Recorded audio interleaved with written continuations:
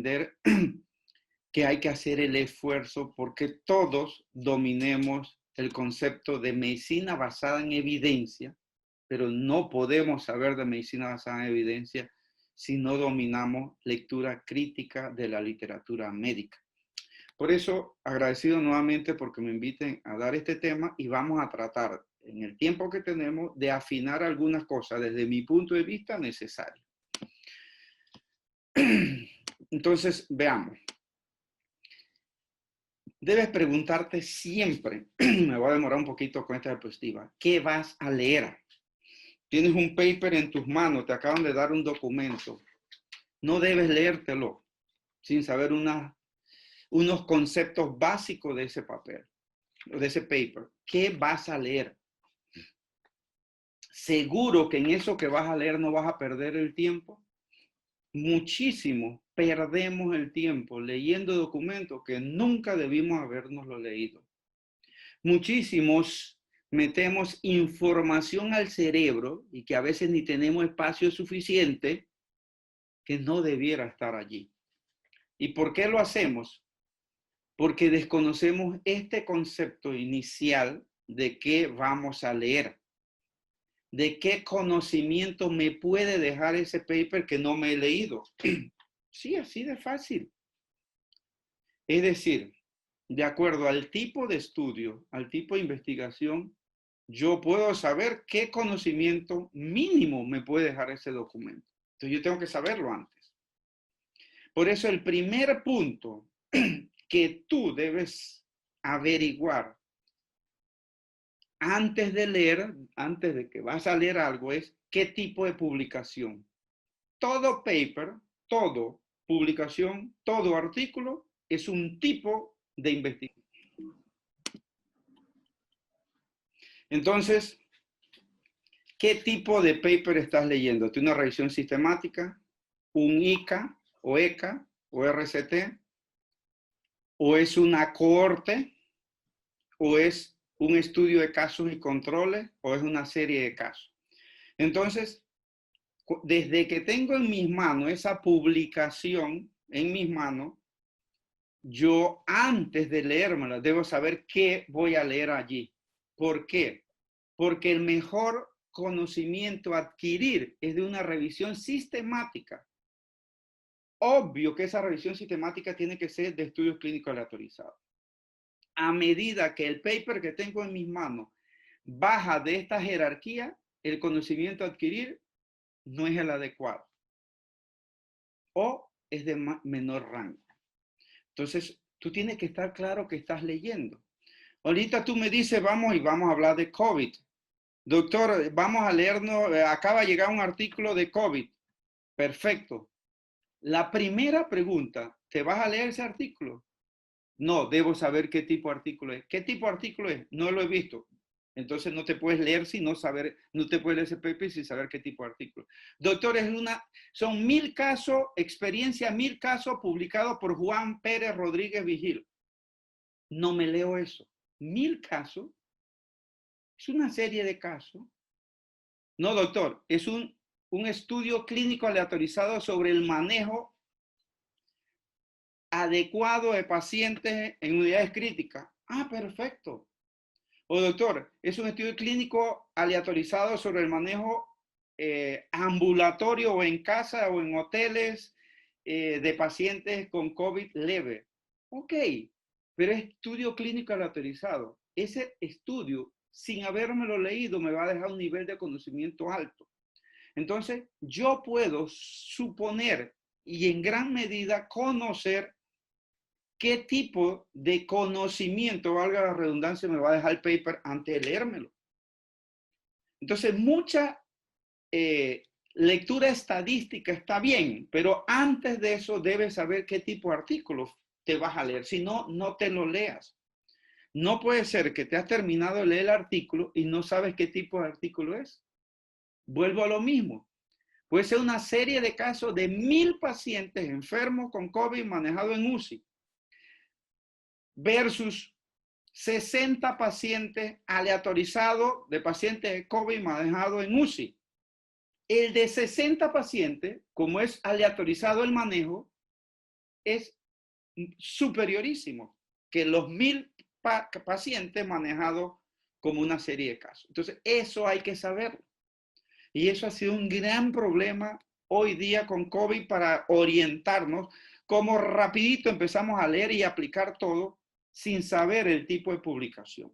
Por supuesto que este es el primer paso y el segundo paso, ¿dónde fue publicado y cuándo? No puede ser que el artículo fue publicado hace 10 años. Eso es como un periódico. Ustedes me disculpan, pero no es lo mismo leer la prensa, el Panorama América, que leer la crítica o el Siglo. Entonces, ¿dónde fue publicado? Y tampoco es igual leerse un periódico de hace 5 años a leerse un periódico de hoy. Entonces, también nos interesa dónde fue publicado, cuándo fue publicado. Y ahora sí, en el mismo artículo, y esto para todos los artículos hay variables que debemos conocer. La introducción.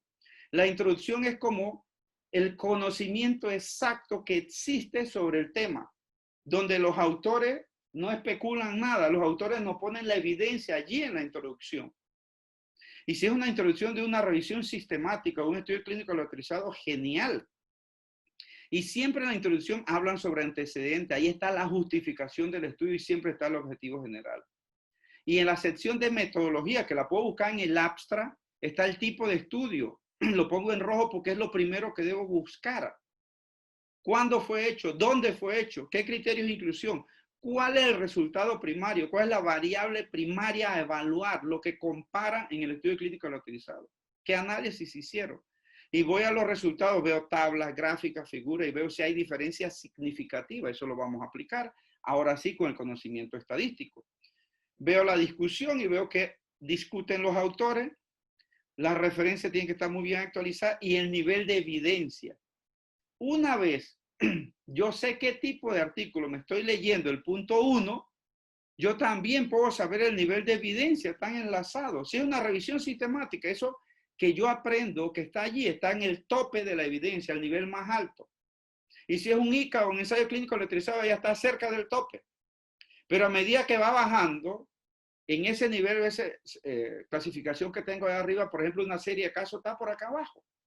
Entonces yo no puedo estar leyendo cualquier documento. De esta diapositiva quiero resumirle. Cuando agarran un paper o alguien les da un paper a leer, estoy hablando de científico, médico, ¿qué tipo de artículo es? Primero, no lean nada, busquen en el abstract, en la sección de metodología, o vayan rapidito a la metodología del artículo y vean qué tipo de artículo es para poder proseguir. Si no, no tiene ningún sentido. Bien, ahora sí vamos a hablar, como dice arriba, lectura estadística. Hay algunas cosas estadísticas que debemos saber. Siempre hemos hablado de promedio P y esta curva o campana de Gauss, que todos ustedes la deben conocer a la perfección. Y muchas veces no entendemos lo que nos quiere decir esto. Pero, jóvenes, cada vez que nos dan una P, siempre tiene que haber una desviación estándar. Y una P, un promedio, siempre tiene una desviación estándar. No existe un promedio sin que eso oscile. Entonces, si usted me, doctor, el promedio de edad de los pacientes es 30 años, no me estás diciendo nada. Tú tienes que darme una desviación estándar.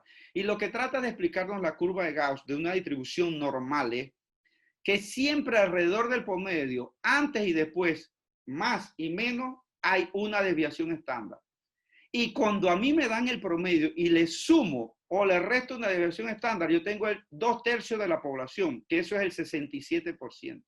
Entonces, cuando tú me das el promedio y me das la desviación estándar, yo calculo inmediatamente el 67% de la población. Y si ustedes ven este ejemplo, que es uno que usamos para pacientes con preeclampsia, la edad promedio de la paciente era 29 años. Pero eso no solo dice el paper dice 29 más menos 3. ¿Y qué es el más menos? La desviación estándar. ¿Y qué es lo que realmente estamos diciendo los autores del paper? Que las pacientes, que 2 de cada 3, 67% de las pacientes tienen 26 y 32 años. 26, ¿dónde sale? 29 menos 3. Y 32, ¿dónde sale? 29 más 3. Entonces, entre 26 a 32 años, aquí hay 2 de cada 3 mujeres. Entonces, las pacientes nuestras en ese estudio con preeclampsia, 2 de cada 3 tienen entre 26 a 32 años. De repente pueda que ninguna tenga 29, pero allí está la desviación estándar que te permite oscilar.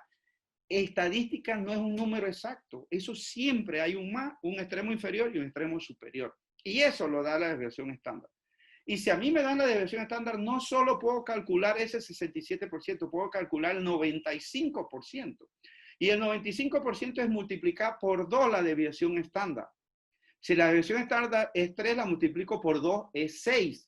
Entonces, 29 menos 6 es 23. Y 29 más 6 es 35. Quiere decir que entre 23 y 35 años está el 95% de la edad de mi paciente. Entonces, cuando usted le dan un número X, a usted tienen que darle la desviación estándar. Siempre uso este mismo ejemplo. ¿Cuánto es el nivel de hemoglobina de ustedes? 13, doctor, 13. No me dice nada. Usted me tiene que decir ese promedio más desviación estándar. Ah, doctor, 13 más menos 1. Ah, ok. 13 más menos 1, que es la desviación estándar. Usted me está diciendo que entre 12 a 14 gramos de hemoglobina está ubicada 2 de cada 3 personas.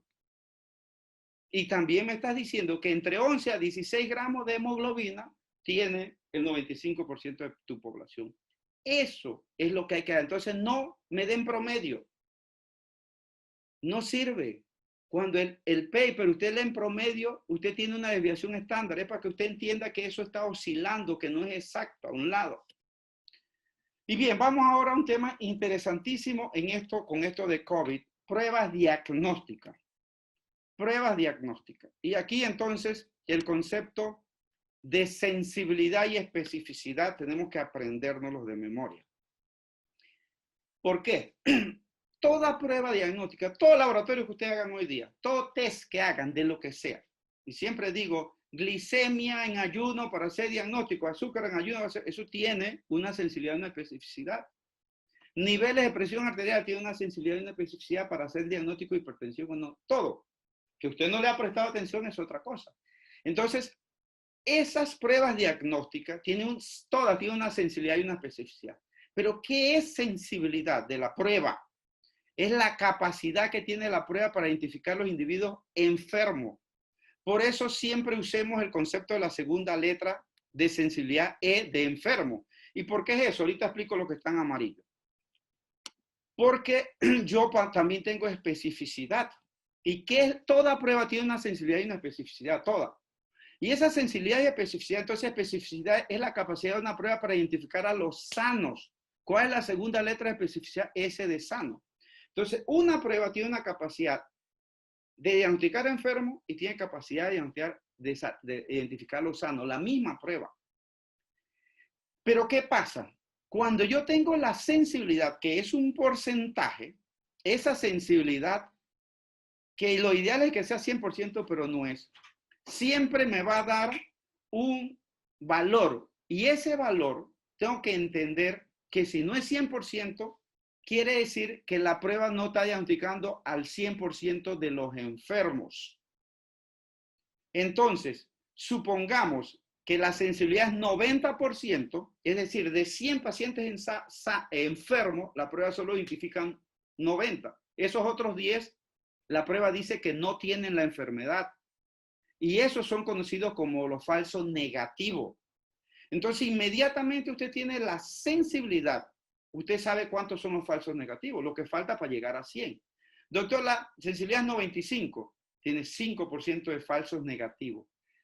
¿Sí? Gente que está enferma o tiene el problema y no lo va a identificar la prueba. Pero el valor más importante de una prueba es la especificidad. Ese es el valor más importante. Y la especificidad es la capacidad de identificar a los sanos. Entonces quiere decir que yo tengo a 100 sanos y lo ideal es que la prueba identifique a los 100 sanos. Pero a medida que la prueba no lo hace, quiere decir que la prueba está reportando a sanos como enfermos. Sí, a sanos como enfermos. Entonces, por ejemplo, una prueba tiene una especificidad de 90%. Quiere decir que yo se la aplico a 100 sanos y a 10 le sale enfermo. Capacidad de la prueba.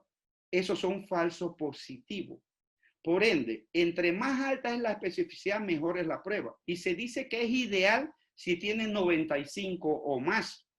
¿Por qué? Porque lo aceptado de una prueba es 5% de falso positivo. Es decir, que la prueba dice que están enfermos cuando no están. Ahorita explico más esto. Entonces veamos, agarramos a 100 enfermos, conocidos enfermos, y le vamos a aplicar una prueba que ya conocemos. y vamos a agarrar 100 sanos. Una prueba que acabamos de inventar para diagnosticar cáncer. Entonces, 100 pacientes con cáncer, le aplicamos nuestra prueba y sale positivo en 90 de los 100. Quiere decir que nuestra prueba a los 100 enfermos captó a 90. ¿Cuánto es la sensibilidad? 90 entre 100, 90%. Pero está diciendo que hay 10 que no están enfermos cuando sí están enfermos, falsos negativos. Y vamos a ver nuestra prueba. De los 100 sanos, 100 que no tienen cáncer conocido, le aplicamos nuestra prueba y la prueba dice sí, que hay 98 que no tienen cáncer. Pero la prueba me está diciendo que hay 2 que tienen cáncer que no lo tienen. Eso se conoce como falso positivo, peligroso, pero ideal 5% o menos. Entonces, por eso lo que más nos interesa cuánto es la especificidad de una prueba. He dicho, mejor mientras ambas sensibilidad y especificidad estén cerca del 100%, pero eso no siempre ocurre. Pero, ¿qué hace variar la sensibilidad y la especificidad? La prevalencia de la enfermedad. La prevalencia de la enfermedad tira por tierra el valor de sensibilidad y especificidad. Y miren este ejemplo. Los que me han seguido en las redes, en YouTube o en Instagram o Facebook, yo he publicado algunas de estas cosas y sigo publicando unas de estas cosas. Veamos COVID-19. Las inmunoglobulinas, IgG, IgM. Está de moda por ahí, un montón de gente gastando dinero actualmente para eso, algunos obligando a pacientes a hacer eso, para mí un poco absurdo hoy día, y veamos por qué. La mayoría de las pruebas que han llegado al país, que están en el mundo para diagnosticar inmunoglobulina, tienen una sensibilidad de 90%. Eso es lo que tiene, 90, 91, 92%. La mayoría que han aprobado en Panamá están cerca del 90%. Sensibilidad es decir, que si usted está enfermo, la prueba capta al 90%. Es decir, que falso negativo 10%. Es decir, que usted puede tener inmunoglobulina, haber estado con la enfermedad y la prueba no captarla. Eso es válido. Estamos hablando de pacientes reales, enfermos, que ya usted pasó la enfermedad y tiene hasta IgG. Ok. Pero bien, miren ustedes el valor de la especificidad de las inmunoglobulinas, lo que tenemos hoy día. En el país, esta prueba tiene 99% de especificidad. Todo el mundo aplaude. Genial. Es decir, que si tú no tienes la enfermedad, la prueba dice que no la tienes. 99%, pero sale positivo en 1%, o sea que tiene un falso positivo 1%. ¿Qué significa esto de, tal vez lo entendemos un poco más fácil, de especificidad? 100 pacientes que no estén enfermos ahorita, que lo sabemos, le aplicamos esas pruebas que tiene en el país ahorita y uno va a salir enfermo. Uno, 99 no, pero uno por propiedad de la prueba.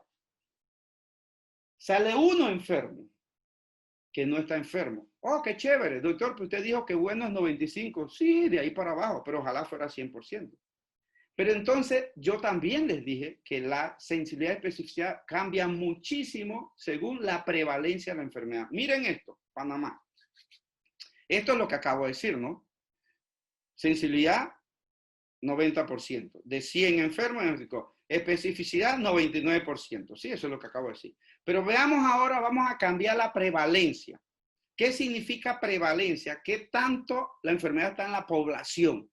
En estos momentos, real, la prevalencia de Panamá está en 0.3, ¿no? ¿Cierto? La pueden buscar, 27,000 entre 4.3 millones de gente y eso sale absurdo. Pero digamos que está en el 1%. Pero la multiplicación real es que eso puede estar en un 3-4%, algunos exagerando 5%. Pero vamos a ponerlo en 1% para entender esto, que es la prevalencia real en el país. ¿Qué significa? Hoy día, hoy 24 de junio, de 100 pacientes que usted le haga la prueba hoy día, va a salir positivo en 2. ¿Cómo que positivo en 2? Sí, porque la prevalencia es 1%, es decir, que hay 1 de 100 enfermos real, pero salen 2 porque la prueba saca 1 positivo de 100 por error de la prueba o propiedad de la prueba, entonces salen 2. El que está enfermo más el que la prueba da, ¿cierto? Entonces salen 2 de 100 positivos. Es decir, que el valor predictivo positivo de la prueba hoy día nada más 50%, es una moneda al aire. ¿Me están siguiendo?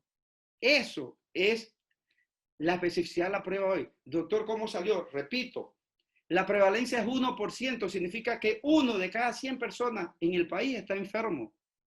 Pero si se hace la prueba de inmunoglobulina, va a salir positivo 2, pero realmente 1 tiene la enfermedad. ¿Por qué? Porque la prevalencia nada más es 1%. Pero vamos a decir que eso puede ocurrir en 1 año, 2 años, que la prevalencia de la enfermedad es 50%.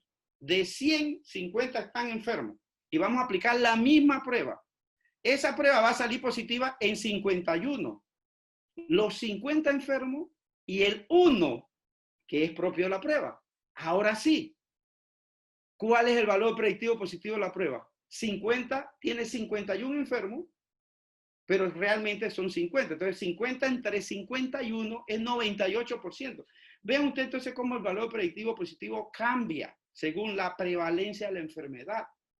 Y por eso es que publiqué eso en mis redes, que es un absurdo. Está haciendo esa prueba hoy día. Y ahí decía yo, las autoridades deben tomar control de esto. ¿Por qué? Porque es una moneda al aire. Si a mí me sale positivo la prueba, yo tengo un 50% de posibilidad. Entonces es una moneda al aire. Si a mí me sale negativo hoy día, hay alta posibilidad que realmente esté negativo. Tal vez por eso tenga valor. Entonces, a medida que va aumentando la prevalencia de la enfermedad, va mejorando. Esto háganlo con el número que ustedes quieran. Eso es real para toda sensibilidad y especificidad. Entonces, la sensibilidad y especificidad depende muchísimo de la prevalencia de la enfermedad. Muy bien, jóvenes. Entremos a valor de significancia, valor de P. ¿Qué es valor de P? Un valor que utilizan los investigadores, los científicos, para decir que hay significancia sí o no. Cada vez que usted ve una P, es porque se están comparando dos grupos. Siempre. Si hay una P, es porque usted está comparando algo. No dude esto. Donde hay P, están comparando. Entonces, el valor significativo de una P siempre es menor de 0.05. De memoria.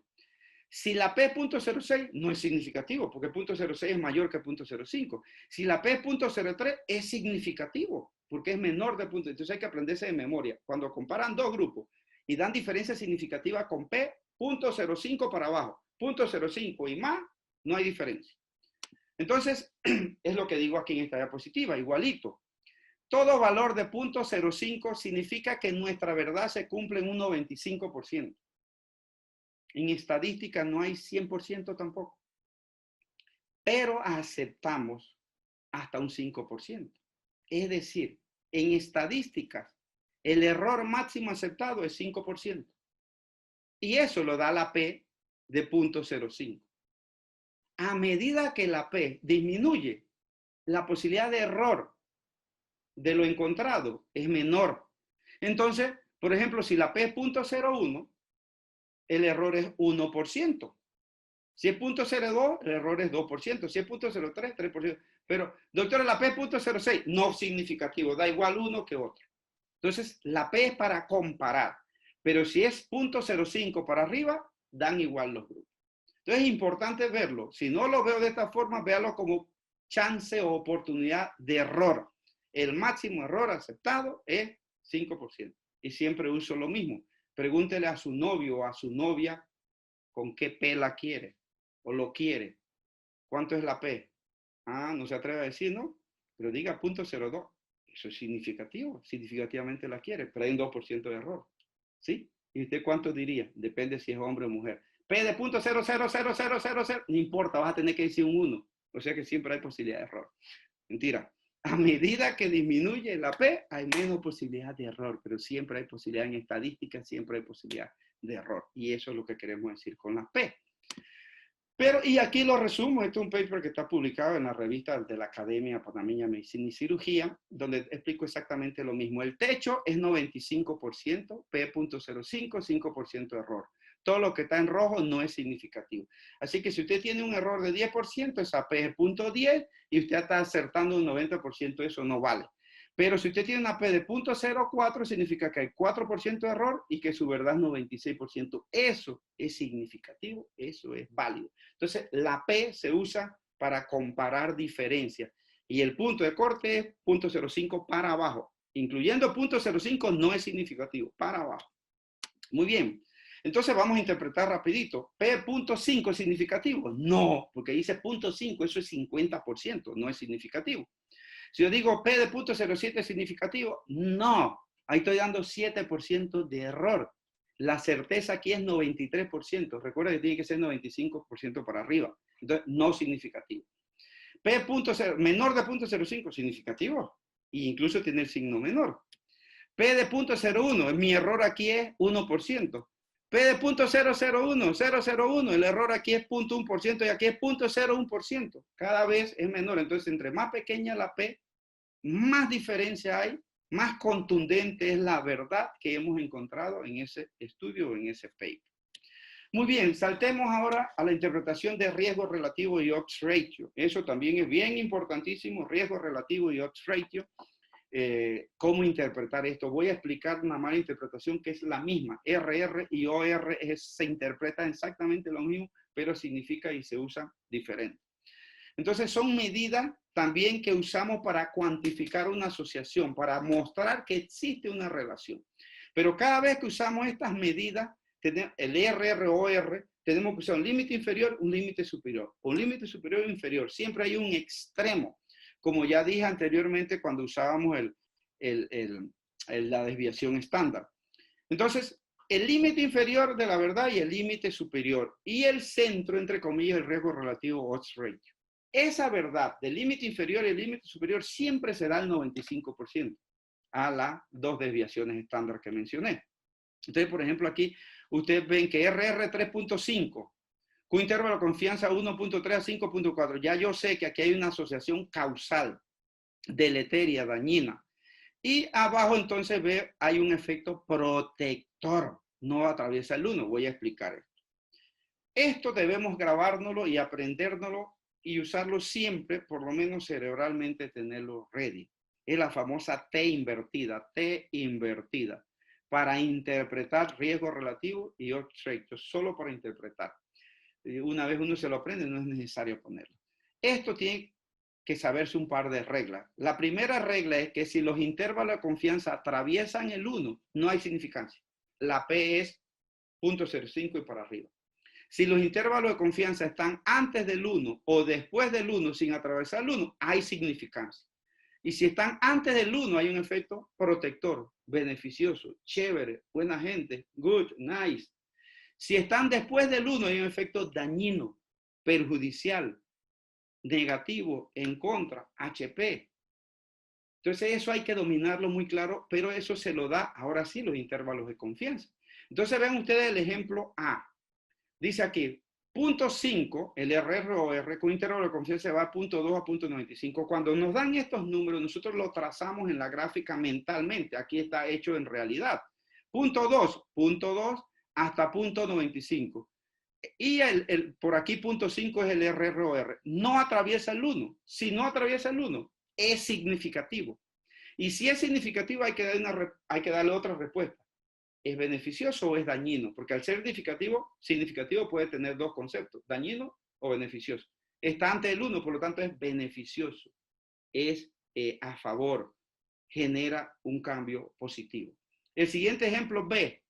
RR4, intervalo 0.8 a 10. 0.8 aquí y llega hasta 10. Atraviesa el 1. No significativo. Esa P es 0.05 por arriba. No significativo. El ejemplo C. 0.4 a 2.1. 0.4 a 2.1. Atraviesa el 1. No es significativo. Doctor, pero aquí está como para si estuviera al lado dañino en el 4. Sí, pero usted va desde un efecto protector hasta un efecto dañino. Doctor, pero aquí está en 0.98 que es casi protector, sí, pero va de un efecto dañino, beneficioso a un efecto dañino. Y yo aquí uso un concepto que usted está con Dios o está con el diablo, pero no puede estar con los dos. Entonces, si está antes del 1, está con efecto beneficioso, está con Dios. Y usted no puede estar con Dios y con el diablo. El extremo va desde un efecto beneficioso a un efecto dañino, por eso es que no es significativo. Igual, va de un efecto beneficioso a un efecto dañino. Y veamos el ejemplo D. Dice que el intervalo de confianza es 5 a 9. 5 a 9 con 7. Esto que está aquí no atraviesa el 1. Por lo tanto, es significativo. Y como está después del 1, es dañino, es perjudicial, es en contra, es negativo. Entonces, eso es lo que tenemos que aprendernos de la T invertida. Los intervalos de confianza es lo que nos da el parámetro de si hay un efecto beneficioso o dañino, o si ni fu ni fa, que son los ejemplos B y C. Entonces veamos aquí. El primer ejemplo, 4, intervalo de confianza, punto 9 a 7. Atraviesa el 1, punto 9, 1, 2, 3, 7. No significativo. Esta P, si me la dan, es mayor de punto 0,5. Es decir, 4 de nuevo, 2 a 6. Aquí sí es significativo. Está después del 1. 2 parte en el 2 y llega hasta 6. Es un efecto dañino. Entonces, los dos tienen 4. Pero ¿cómo sé que este no tiene ningún efecto y este sí? Por los intervalos de confianza. Igualmente, 8, desde 2 hasta 15. ¿Significativo? Sí, porque no atraviesa el 1, no toca el 1. ¿Significativo? Sí, de 6 a 10. Y aquí viene otro concepto. Los dos tienen un RR de 8. Pero entre más cerrados estén los intervalos de confianza, la verdad es más exacta. La P es más pequeña. Por eso, a medida que siendo significativo se cierran los intervalos de confianza, el extremo inferior y superior, la P va a ser más pequeño, más chica. El ejemplo es punto 8, punto 5 a 1.1, atraviesa el 1, por lo tanto no hay significancia. Y el ejemplo F, punto 8, con un intervalo que va de punto 7 a punto 9, está antes del 1, no atraviesa el 1. Por lo tanto, en el ejemplo de F hay un efecto beneficioso. Buena gente. Cuando hablamos de efecto beneficioso, se habla en porcentaje y se resta lo que falta para llegar al 1. ¿Cuánto falta para llegar al 1? Punto 2, que es 20%. Entonces hay un 20% de protección. Cuando es significativo y está por encima del 1, se habla en veces. Aquí es 4 veces más riesgo, 8 veces más riesgo, 8 veces más riesgo. Aquí no se dice nada y aquí no se dice nada. Y aquí se dice 20% o 0.2 veces menos riesgo protector. Miren esta gráfica. Esta gráfica es lo que he explicado. Aquí ustedes pueden ver los intervalos de confianza, el RR, y acá pueden ver la gráfica. Este es un estudio que se publicó en 1993 sobre darle suplemento a las mujeres embarazadas para evitar presión alta, preeclampsia. Entonces se le daba suplemento en altas cantidades, en bajas cantidades y se evaluaba. Entonces, por ejemplo, aquí evaluamos primero sodio, dieta baja en sal o alta en sal. Aquí ven todos los intervalos de confianza, atraviesa el 1, el punto oscuro aquí sería el RR y todas las puntas, los extremos, todo. Entonces, ni dieta baja en sal, ni dieta alta en sal favorecen la aparición de preeclampsia. 1993 y todavía hay médicos dando dieta baja en sal para evitar la preeclampsia. Dios mío, ahí ya no podemos hacer nada. Calcio igual, dietas bajas en calcio o alta en calcio no se asocian los intervalos de confianza, todos atraviesan luz. Aquí, doctor, punto 98 está antes del 1. Igualito el magnesio, igualito las proteínas, las grasas poliinsaturadas, vitaminas antioxidantes, ninguna sirve. Conclusión de ese paper, suplementar a las mujeres embarazadas, dosis altas o bajas, no ayuda a evitar preeclampsia. Hay que alimentar a la paciente, perfecto, pero no es para evitar preeclampsia. Ahí está probado y hasta el día de hoy ningún estudio clínico lo utilizado ha podido echar por tierra este paper. Esto es lectura crítica. Aquí es interpretación de los riesgos relativos y del intervalo de confianza y por supuesto saber que todas estas P van a ser mayor de 0.05. Y este es el famoso estudio de estrógeno y progestágeno. Este es un estudio que se hace. El estudio WHI, famosísimo, destruyó una casa comercial porque dijo la verdad a montones de médicos pagados por la industria porque dijo la verdad al estudio. Pero este es un estudio que se usó para darle suplemento de terapia combinada, estrógeno y progestágeno, y es un estudio clínico aleatorizado. 2 grupos, clínico aleatorizado. Entonces, para evaluar si el suplemento de estrógeno y progestágeno ayudaba a la paciente. La variable primaria usada en este estudio es cáncer de mama. Eso era lo más importante. Pero hay muchas variables secundarias evaluables, como por ejemplo enfermedad cardiovascular. La enfermedad cardiovascular, ustedes pueden ver, intervalo de confianza 1.02, está después del 1 hasta 1.68. Partió después del 1, el extremo está después del 1. Significativo, 1 punto más veces asociada ¿a qué? A enfermedad cardiovascular. ¿Cuál? ¿El placebo, el que no recibía nada, o la terapia combinada? Punto 37 y punto 30. ¿Cuál tiene más? Esta. Por lo tanto, perjudicial en contra de esta. Eso es lo que hay que ver. Aquí clarito, ¿quién tiene más? Este. Por lo tanto, esto es lo que produce más daño. Seguimos viendo. Stroke, fatal y no fatal, 1.41, intervalo de confianza 1.07 hasta 1 después del 1. El intervalo inferior no atraviesa el 1, tendría que ser 0.99 y está 1.07. 1.41 más veces, riesgo, ¿dónde? ¿Quién tiene menos? 0.29 y 0.21%. Las progestágenos, los combinados, se produce más enfermedad aquí. ¿Significativo? Sí. Aquí más enfermedad significativa, sí. Aquí más enfermedad significativa, sí. Y seguimos viendo. Enfermedad tromboembólica venosa, superficial, profunda. Todo, 2, 2.0, 1.22, todo significativo. Todo significativo. ¿En contra de quién? El que produce más. ¿Quién produce más? La terapia combinada, terapia combinada, terapia combinada, terapia combinada. Entonces la terapia combinada. Clarísimo el paper. Solo esa gráfica. Un artículo que tiene 18 páginas. Y solo leyendo eso, ya yo estoy claro lo que está pasando. Y la variable primaria del estudio era cáncer invasor de mama. Aquí les explico. Se usaron 3 decimales, pero están escritos en el paper y eso amerita leérselo porque aquí dice que partió desde el 1. Sí, era 1.001, eran 3 decimales. Entonces, el extremo inferior sí estaba después del 1.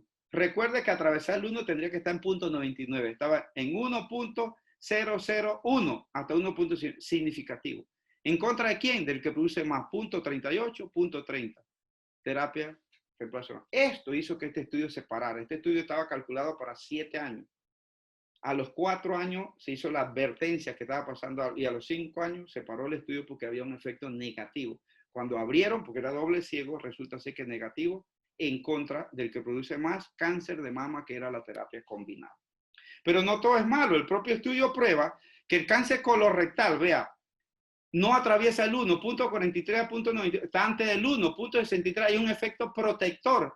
¿Efecto protector de quién? Del que produce menos cáncer colorectal. ¿Dónde se produce menos? 0.10 y 0.16. Aquí, la terapia combinada produce menos.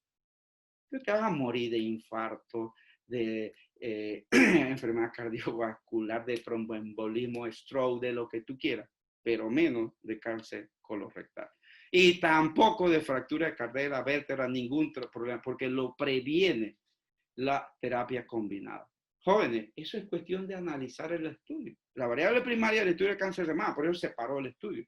Pero estos son variables secundarias y estos variables secundarias. Entonces, variables secundarias hay en contra y hay a favor. Pero la variable primaria es cáncer de mama. Total, no creo que alguien daría estrógeno para el efecto de evitar cáncer de colorectal o para evitar fracturas porque hay otras alternativas hoy día. Esto es lectura crítica, lo que lo estoy hablando. Y bien, a los niños, nacen los bebés, inmediatamente RAC y le hacen succión y le sacan todo para evitar síndrome de aspiración de meconio.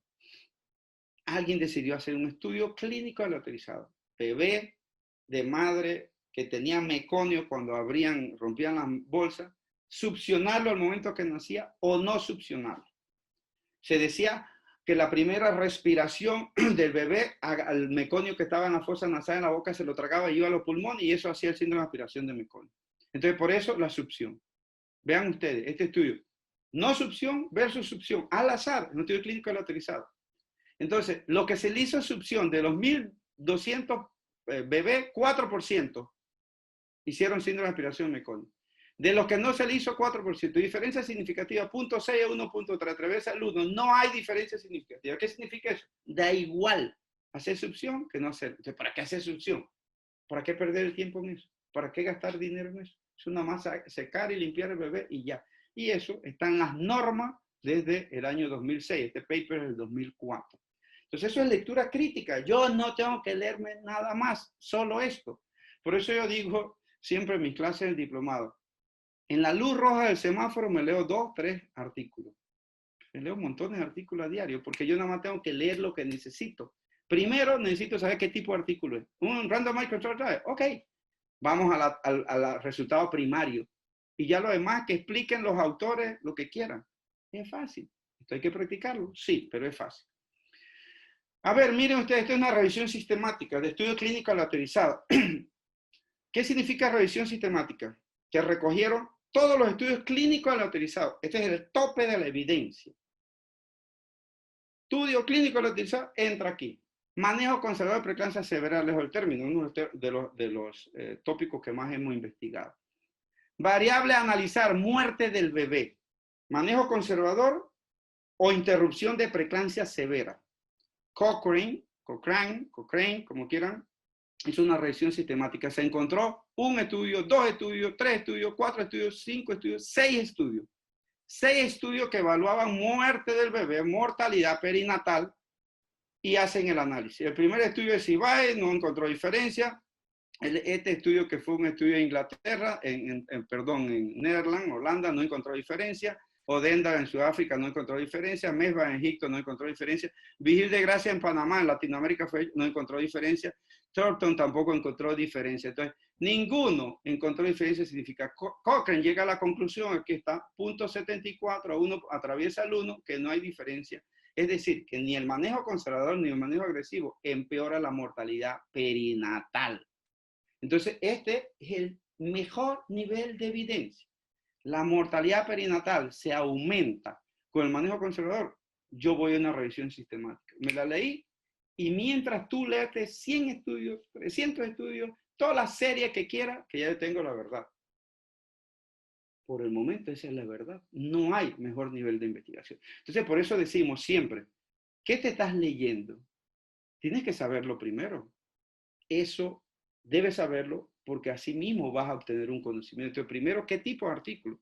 Y por supuesto que hay que aplicar reglas estadísticas, que es parte de lo que he discutido, que te va a ayudar al final a afinar esto. Esta es la famosa pirámide de la cual he hablado, de la evidencia, medicina basada en evidencia. El tope de la evidencia son revisiones sistemáticas y metaanálisis. Revisiones sistemáticas es buscar todo lo publicado sobre un tópico clínico aleatorizado, y metaanálisis el análisis estadístico. Ese es lo más alto. El que le acabo de mostrar de preeclampsia. Por debajo vienen los estudios clínicos aleatorizados, después los de corte, casos de control, serie de casos. ¿De qué artículo te estás leyendo? Eso es lo primero, porque puede que te estés leyendo algo que te va a dejar un conocimiento mínimo por acá abajo, que no sirve, que no te es útil. Y después llega alguien y dice, con un estudio clínico aleatorizado, pero esta verdad es diferente a esta. No. ¿Qué pasó con la famosa hidroxicloroquina? Los exhorto a que revisen en lectura crítica mi canal de YouTube, y ustedes van a ver. Con la famosa hidroxicloroquina, desde que salió ese primer estudio francés, yo agarré ese paper y lo describí. Muy bueno, pienso yo, para seguir lectura crítica. Es un paper, cuando lo vi, porque por todos los periódicos y la prensa tú veías que estaban hablando del estudio francés. Pues vamos a ver ese estudio. Cuando veo, no es un clínico aleatorizado, por lo tanto no estaba por aquí, no podía hacer una revisión sistemática, eso fue en marzo, estábamos empezando con el COVID. Es un estudio rarísimo, es más, un estudio que da vergüenza. Lo hago ver en la descripción paso a paso. Son 16 minutos, pero los exhorto a que lo vean.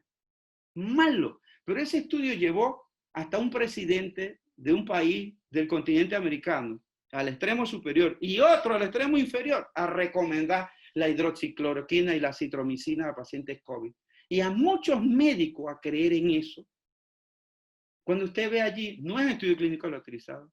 Sacaron pacientes que les fue mal y no las analizaron. Por mitad del estudio le empezaron a dar acitromicina a los pacientes. ¡Qué desorden! Pero ese estudio alimentó mucho cerebro. Ese estudio no está ni por acá abajo, de lo mal diseñado que está el estudio. Eso es lectura crítica. Y ahora algunos amigos, pero ¿cómo tú sabías eso? Que yo no sabía, yo nada más sé leer lectura crítica. Y lo publiqué y lo puse de una vez en las redes porque me parecía interesante de aprender lo que no se debe hacer, es este estudio. Lo que se debe leer para no aplicarlo. Entonces, ¿cuál fue el error de mucha gente? No saber lectura crítica y creer lo que allí dice. Les doy otro ejemplo. La ivermectina. ¡Ay, Dios mío! Un estudio inventado. Bueno, por suerte ya lo sacaron los autores. Es contundente que el estudio está inventado. También hice un video, 16 minutos, lo pueden ver en el canal de YouTube. Pésimo estudio, malísimo estudio. Se inventaban pacientes, sacaban pacientes. Así lo hago ver. ¿Qué era ese estudio? Ni una revisión sistemática, ni un ensayo clínico autorizado, ni una corte, no es nada. Si no tiene evidencia suficiente, tú no puedes estar recomendando eso. Entonces eso es gran parte de lo que ha pasado con COVID, pero pasa y sigue pasando todavía con muchos manejos de muchas patologías. Entonces a veces tenemos que encontrarnos en discusiones y en no caminos iguales con otras personas porque no dominamos lectura crítica. Y a veces te aferra a defender un medicamento porque quiere defender ese medicamento, pero la evidencia no lo respalda. Entonces, ¿qué artículo te estás leyendo? ¿Es un estudio clínico autorizado? Esa droga que tú estás recomendando para el manejo de un paciente con un accidente vascular cerebral, manejo de la marcha, vamos a darle manejo para corregir ese paciente. Y te estás leyendo un artículo. ¿Qué tipo de artículo es? Doctor, 1000 casos. 1000 casos, ¿y con qué se comparó? Con nadie. Es un autor aquí que es lo máximo, el mejor de la bolita del mundo, amén, y del planeta Marte, y dice que estos 1000 casos, ¿con qué lo comparó? Con nada. No puede ser. No es un estudio clínico utilizado. Ese es el problema. Entonces, todos los manejos que ustedes están haciendo, en la patología que sea, tiene que haber resultado de un estudio clínico utilizado. Fracturas de muñeca y todas las terapias que hacen de ejercicio, en meterlos en eso, ¿cómo se llama? La vela, no, yo no conozco mucho esto, o agua caliente o agua fría, nada. Esos manejos que dan tienen que salir de estudios clínicos autorizados. Alguien ha probado que el agua caliente sirve, que el agua fría no sirve, estoy inventando. Que meterlo en la sustancia esta parece vela, ¿sirve o no sirve? Que darle 10 vueltas mejor que darle 20 vueltas. No sé, que para un lado, para el otro lado, para el otro. Eso tiene que haber sido probado en un estudio clínico autorizado. Si tú me estás leyendo un estudio de 10 pacientes, 40, de 1000 pacientes, que no se ha comparado con nada, ay Dios, pero me sale un estudio por ahí de alguien que comparó de hacerlo agua fría versus agua caliente para traumas en la muñeca y facilitar la movilización, recuperación del paciente. Obvio que va a depender de la edad. Y lo hizo con un estudio clínico caracterizado de 30 pacientes, 40, 60 pacientes, versus un estudio que no se comparó nada con 1000 pacientes. Sigue siendo el aleatorizado el mejor estudio. Jóvenes, y finalmente, la lectura crítica de un artículo científico es un lenguaje que debe entender todo profesional de la salud. Esto no es solo para médicos, es para todo profesional de la salud. La lectura crítica y la lectura médica es un paso previo para entender y aplicar la medicina basada en pruebas o evidencia. Y por supuesto que esto requerimos leerlo 1 día, 2 días, 3 días, 4 días. Jóvenes, el científico no solo tiene que hacer ciencia, sino también que reescribirla. Robert Day escribió un artículo para la Organización Mundial de la Salud sobre cómo escribir un artículo y esa frase me fascinó. Muchísimas gracias, doctor Vigil. Muy bien. Muchísimas gracias por compartir todo su conocimiento. Como siempre, tan docente, pues todo se entiende clarito. Hay varias preguntas. Vamos a empezar. El doctor Oscar Santamaría dice: gracias, doctor Vigil, por la ponencia para instruirnos en un tema de nuestro interés. ¿Nos recomienda iniciar con las revisiones sistemáticas y o metaanálisis? ¿Y qué opina de las opiniones de expertos en un tópico o tema? Muy bien. Mira, te recomiendo, la pregunta es genial, que el primer examen que hay que hacer es cuando te dan un paper, que veas qué tipo de artículo es. Eso es lo primero que te recomiendo. Te dieron un artículo, mira qué artículo es.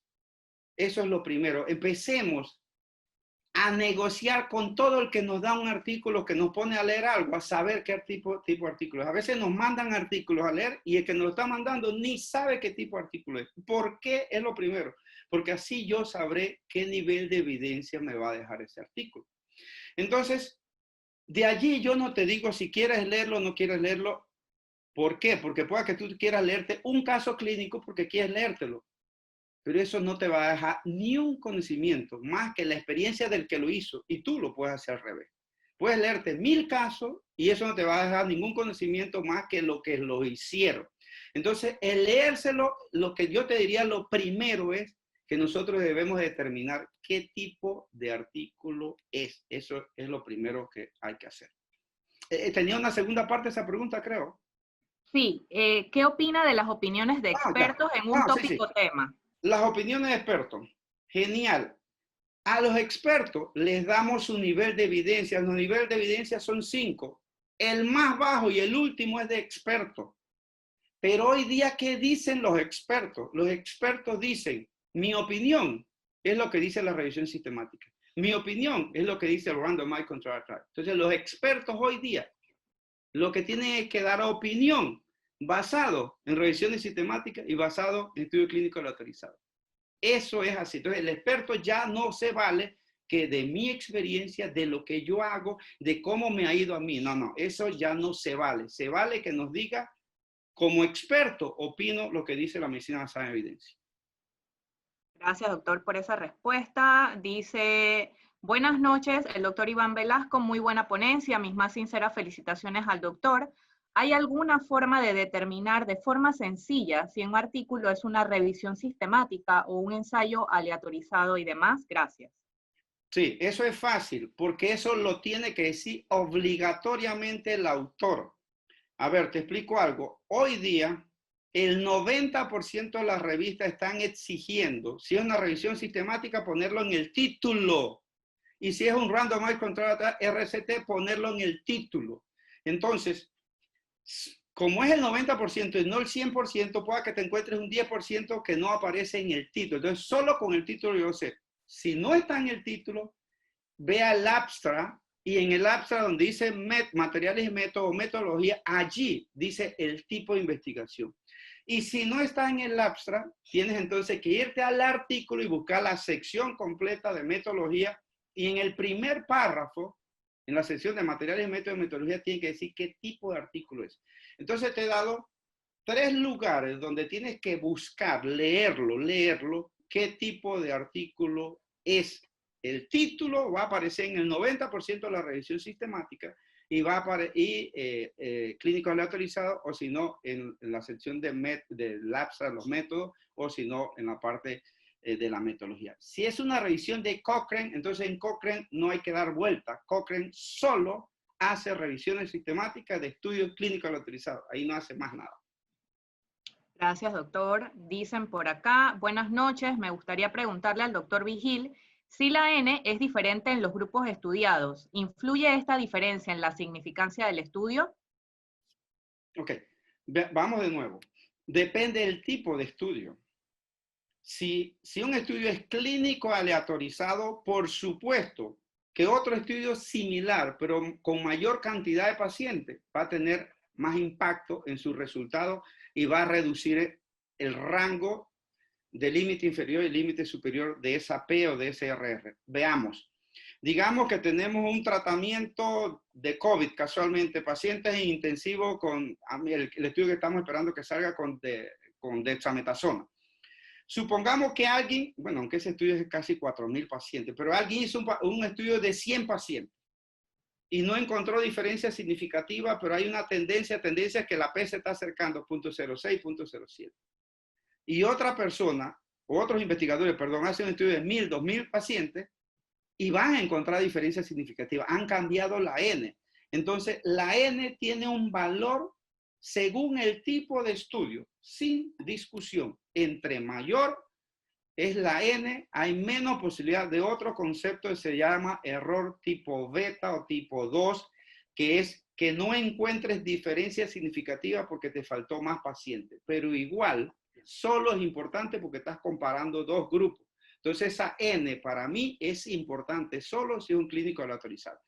Digo esto de la siguiente forma: si es una serie, una cohorte o una serie de casos de 500 versus 1.000, los dos son igual de malos.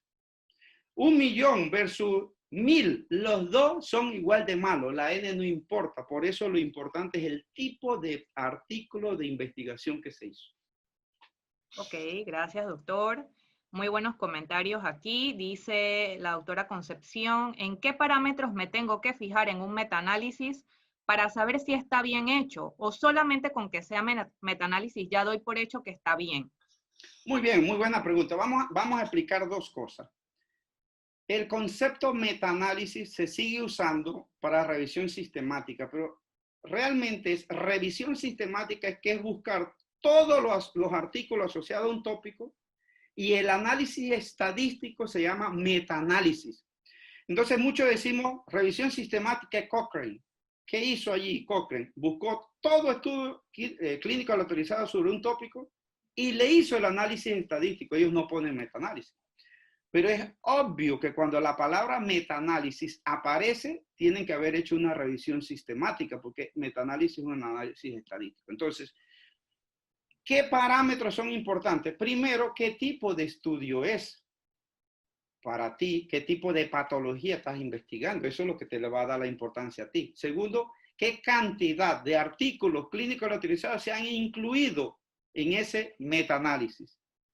Y tercero, que una revisión sistemática son múltiples variables que se analizan. Por lo tanto, ese metaanálisis ha analizado múltiples variables.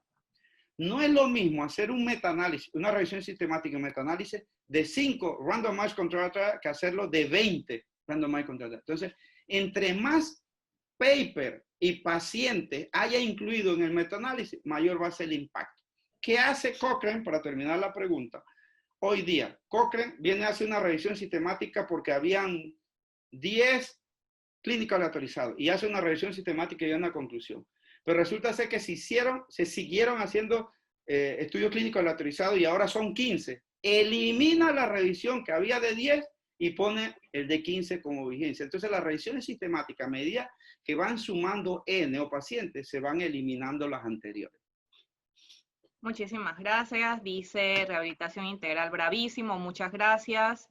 Emilia Arispe, mis felicitaciones, excelente ponencia. Me gustaría saber dónde podemos volver a ver la conferencia. Bueno, la conferencia va a estar disponible en el canal de YouTube de la Sociedad. Tenemos que esperar que se descarguen en el Zoom, pero próximamente se les estará avisando en las redes sociales cuando ya esté disponible. Dice, ¿qué recomienda para elaborar un estudio? ¿Cómo empezar? Fácil, ir al diplomado de metodología de la investigación, ese es el primer paso. Dice... Mira, espérame. Sí, cómo no, doctor. No me quieres dejar hablar. Mira,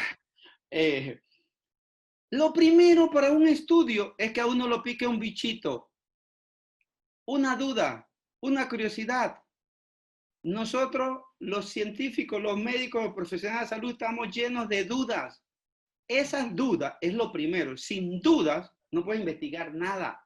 Entonces, cuando tienes una duda, pueden estar ocurriendo dos cosas. Una, que la duda esté en tu cerebro, es decir, que tienes que revisar y buscar. Cuando revisas y lees, te das cuenta que tu duda se resolvió. Y pasa, a mí me pasa todos los días. Tengo dudas, pero requiero de leer. Cuando leo, O esa es la una posibilidad. La segunda posibilidad es que leo y me doy cuenta que mi duda no ha habido nadie que la ha pensado o la ha tenido y por ende nadie la ha investigado. Y por lo tanto mi duda se va a convertir en una realidad si yo hago una investigación. Entonces todas las dudas, toda la investigación surgen de la duda de un investigador. Entonces el que me hizo la pregunta está claro. ¿Cómo inicio una investigación? Tengo que partir de una duda. Pero por supuesto, lo dije en serio, mentira, lo dije en broma, lo dije en serio, hay que conocer de metodología de investigación, pero lo primero es una duda. Muy bien. Así es. Dice Isaac Tejada, primeramente, excelente. Recomendación para hacer y comprobar con pocos pacientes un estudio recomendado, que sea efectivo y reconocido si no hay muchos del tema. Ok, genial. Primero, ya lo dijiste, si quieres ya lo dije, si quieres hacer algo es porque estás teniendo una duda. Si estás teniendo una duda, revisaste el tema y te diste cuenta que hay pocos estudios o que los estudios no son concluyentes o que son, entonces hay que hacer un estudio clínico aleatorizado.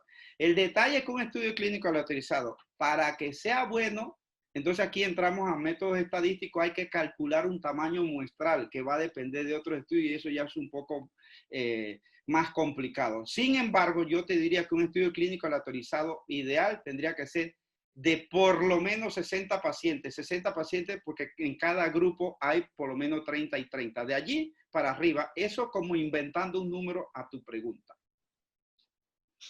Ok, dice doctor Paulino, muchas gracias por esta excelente ponencia, como siempre tan docente y aportando en el campo de la investigación panameña. Acá otra pregunta, si se pudiera, las guías, por ejemplo, las de la AJA, ¿Se consideran que lo que dicen ya es significativamente estadístico o también hay que analizar los resultados que publiquen? Genial la pregunta. Mira, hemos evolucionado en la ciencia, en la medicina basada en evidencia con respecto a las guías. Yo no hablé nada de guía, pero las guías, en teoría, debe ser algo superior a esa pirámide que puse allí. Las guías se deben hacer en base a evidencia, pero ¿por qué no ponemos nada todavía la mayoría de la gente que nos dedicamos a dar este tipo de docencia? Porque en muchas asociaciones, grupos y países, los que hacen las guías no están usando la evidencia para hacerla. Sin embargo, hay grupos internacionales, como la AJA que acaba de mencionar. En ginecología obstetricia yo puedo hablar de la FIGO, de la Organización Mundial de la Salud, del Colegio Americano de Ginecólogos Obstetra, de las guías canadienses, las guías australianas, UK, Reino Unido, que son lo máximo. Pero todas esas guías que se hacen para esas áreas o países cumplen exactamente lo mismo. Se rigen por lo que dice la evidencia. Entonces, la AJA, por ejemplo, fenomenal. Cada uno de los tópicos de actuar, la AJA lo describe y dice, este tiene esta evidencia, esta evidencia, esta evidencia. Resulta ser que hay algunas cosas en la medicina que no tienen el mejor nivel de evidencia, pero la revisión sistemática te llevó a saber eso. Y allí lo dice la guía.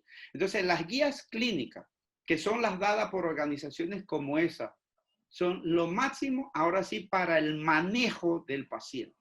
Y yo les diría, si debiéramos basarnos en las guías clínicas de asociaciones, si dichas guías clínicas están hechas en base a la medicina basada en evidencia. Gracias. Siguiente pregunta. Muy buen tema, doctor. Gracias por compartirnos la información. ¿Cuál es su opinión de los sitios científicos donde hacen revisiones de patologías actualizadas, como por ejemplo Medscape y UpToDate? Muy buenas. Lo que pasa es que son muy resumidas, pero son buenísimas porque UpToDate, para mí, genial, pero resume demasiado. Entonces no te da la oportunidad que tú veas o explayes en cómo se adquirió el conocimiento. Y Medscape también. Medscape es una herramienta muy, muy interesante para actualizarse, pero Medscape no solo aporta guías o revisiones, Medscape publica de todo. Así que hay que tener también la pericia de discriminar en el tipo de artículo que te estás leyendo. Sin embargo, allí hay revisiones sistemáticas que cumplen con la medicina basada en pruebas o basada en evidencia. Dice el doctor Eduardo Serizawa, importancia del número de impacto de un artículo. Muy bien. Los artículos no tienen impacto. Los artículos tienen nivel de evidencia, que es lo que acabo de dar. Es una revisión sistemática, un ECA, una serie de casos, una corte. El impacto es de la revista o del investigador. Veamos esto. ¿Qué es el impacto, por ejemplo, de New England Journal of Medicine? New England Journal of Medicine ahorita tiene un impacto, puedo estar equivocado hoy, pero está cerca de 80. ¿Qué significa eso? Que una vez un artículo salga en New England, en los próximos 2 años, ese artículo va a ser referenciado mínimo por 80 autores en los próximos 2 años. Y se calcula hacia atrás, por supuesto, se calcula en los 2 últimos años cuántas veces ha sido referenciado. Eso es impacto. Entonces, ¿cuál es el impacto adecuado de una revista? Dicen algunos investigadores que 2. Es decir, que cuando un artículo que tú publiques en esa revista, tú en los próximos 2 años, al menos ese artículo ha sido referenciado 2 veces. Entonces yo hablo, por ejemplo, de nuestras revistas nacionales, nada en contra, pero diciendo la verdad. ¿Cuál es el impacto de una revista nuestra? 0. Porque el primer paso es que la revista tiene que estar indexada. Y indexada en uno de los mejores índices que puede ser PubMed, por ejemplo, Scopus. Me van a decir Lila, sí está bien Lila, Inbiomex, sí, Inbiomex, los índices latinos. Pero debe estar indexada el primer paso para que esa indexación le dé más oportunidad que los artículos sean vistos y por lo tanto referenciados, y eso es lo que se conoce como impacto. En ginecología obstetricia es mi especialidad. La revista de mayor impacto, tiene un impacto de 6. Pero ustedes ven revistas generales como New England Science, eso tienen llegando a 80, 90. Lancet, que tiene cerca de 70, JAMA, que tiene también cerca de 70. Entonces, el impacto es una cosa. Y la otra cosa es el índice H, que eso identifica es la calidad de los artículos del autor. Entonces, también se identifican los autores con su índice, se llama índice H, impacto es a la revista, y el artículo es el nivel de evidencia, que ya fue lo que empezamos diciendo. Gracias, doctor. Dicen por acá, ¿recomendaría para estudiar o revisar algún tema, leer artículos de revisión, revisiones sistemáticas y o estudios aleatorizados para asegurar información con evidencia? Perfecto, yo recomendaría leer de todo eso, que empecemos a dominar lo que son estudios clínicos aleatorizados y revisiones sistemáticas. Eso es lo mejor. Aprendamos a identificar lo que es un estudio clínico aleatorizado, eso es clave. Pero no dejen por fuera que hay estudios de cortes muy buenos, que hay estudios de casos y controles muy buenos, que son estudios de seguimiento a largo plazo. Entonces, no estoy diciendo que los estudios de corte y los casos de controles no son buenos, pero sin embargo, si hablamos de manejo, ya esto hay que seguir a un nivel superior. Entonces, yo lo que le diría es, primero, identifique el tipo de estudio.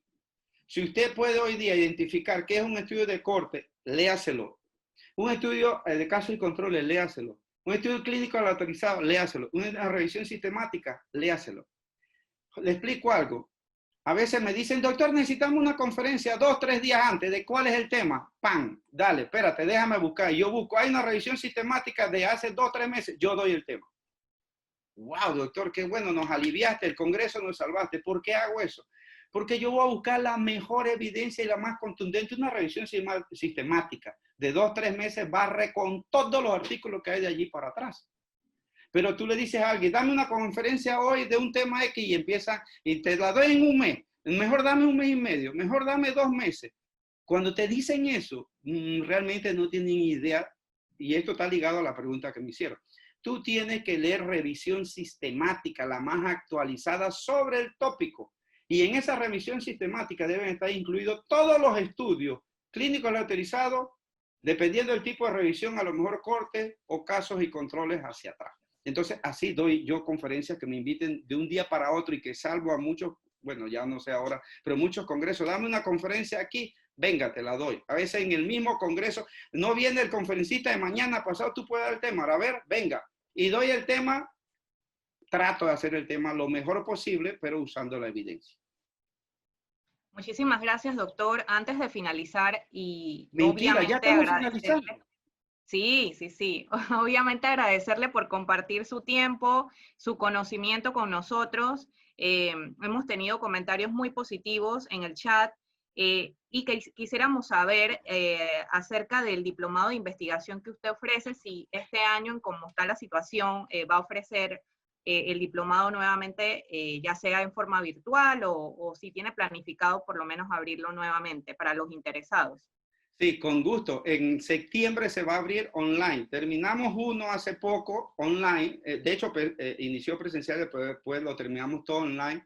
Y vamos a abrir uno, pero ya está programado para septiembre porque estamos iniciando uno de urgencias y ginecología obstetricia. No puedo estar mezclado en dos cosas. Entonces, en septiembre inicio uno online de metodología de investigación, un diplomado de lo que ¿Cómo se haría para contactarlo y poder a través del inscribirse? Instituto ISIS, porque yo soy el coordinador, pero el instituto se encarga de todo eso. La mejor forma es que me sigan en mis redes, allí en Facebook, Instagram, o al Instituto ISIS y seguro tienen toda la información. O al WhatsApp. De seguro, con esta conferencia, pues va a tener a muchos interesados en aprender más.